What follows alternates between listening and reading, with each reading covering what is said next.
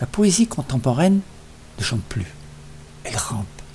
Elle a cependant le privilège de la distinction, elle ne fréquente pas les mots malfamés, elle les ignore. On ne prend pas les mots qu'avec des gants. À menstruel, on préfère périodique. Et l'on va répétant qu'il est des termes médicaux qui ne doivent pas sortir des laboratoires ou du codex.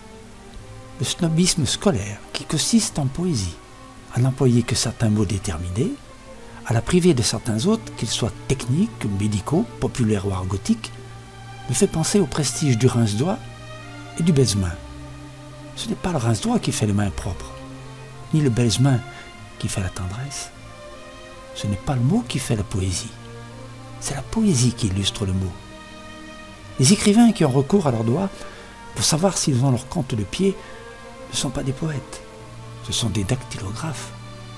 Le poète d'aujourd'hui doit appartenir à une caste, à un parti ou au tout Paris. Le poète qui ne se soumet pas est un homme mutilé. La poésie est une clameur. Elle doit être entendue comme la musique. Toute poésie destinée à n'être que lue et enfermée dans sa typographie n'est pas finie.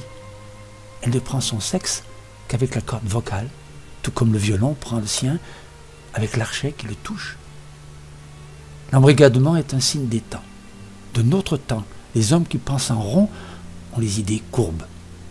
La société littéraire sont encore la société. La pensée mise en commun est une pensée commune. Mozart est mort seul, accompagné à la fosse commune par un chien et des fantômes. Renoir avait les doigts crochus de rhumatisme. Ravel avait une tumeur qui lui suça d'un coup toute sa musique. Beethoven était sourd. Il fallut quêter pour enterrer Béla Bartók. Rutebeuf avait faim. Villon volait pour manger. Tout le monde s'en fout. L'art n'est pas un bureau d'anthropométrie. La lumière ne se fait que sur les tombes.